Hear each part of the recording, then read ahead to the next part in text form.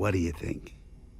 Well, I don't know about the orange and yellow. It's pretty loud. Dad? Not your best work, Art. Can't blame a guy for trying to move unsold merchandise. Don't worry, Art. You'll find some sucker for that costume.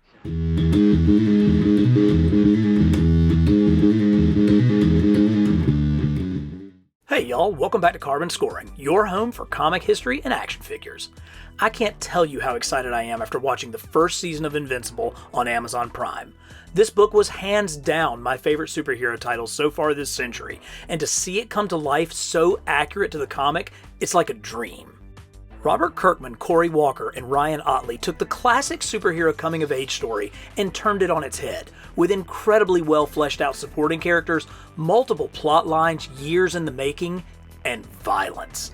Lots and lots of violence. Invincible was never meant to be a kid's comic.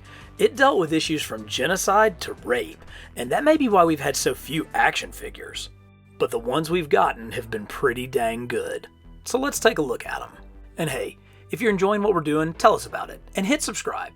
I've included links to all the stands and displays that I use in my videos down in the description, so check those out too. And there's no way to talk about these figures without some mild spoilers. So if you've only seen Invincible on Amazon and you want to stay completely spoiler-free, go ahead and check out one of my other videos. It won't hurt my feelings. But I was really, hoping for something more, I don't know, iconic? Of course you were. That's what everyone wants. Mark got his wish with his first costume, based at least in part on the Image Comics logo. McFarlane Toys produced this figure in 2017.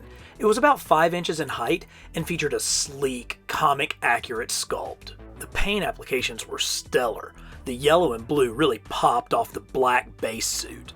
But the articulation was pretty funky. He had a ball-jointed head and ball-jointed shoulders with decent range of movement, but here at the wrist there was a double joint that was kinda loose. The hands wanted to come off, and sometimes if they did, it would chip the different colored paint right around the wrist.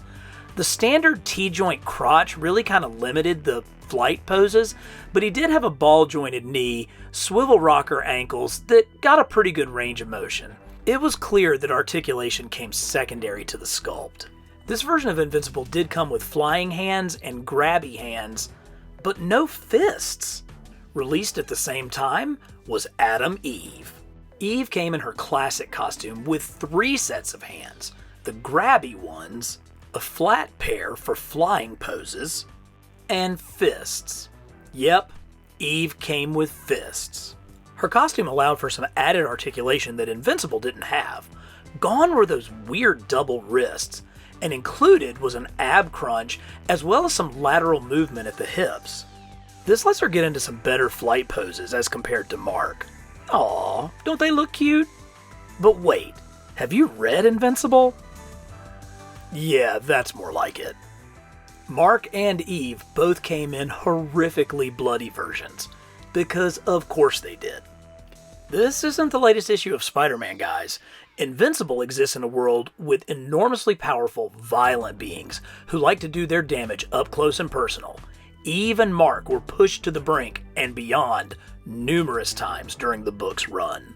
But hey, at least Bloody Mark came with fists. With the comic's 51st issue, Invincible got a new costume, and this figure was available only in the Skybound Mega Box, a subscription service with quarterly mystery boxes filled with comics, trinkets, and occasionally an exclusive action figure. You had a 50-50 chance of getting the regular version or the super bloody variant.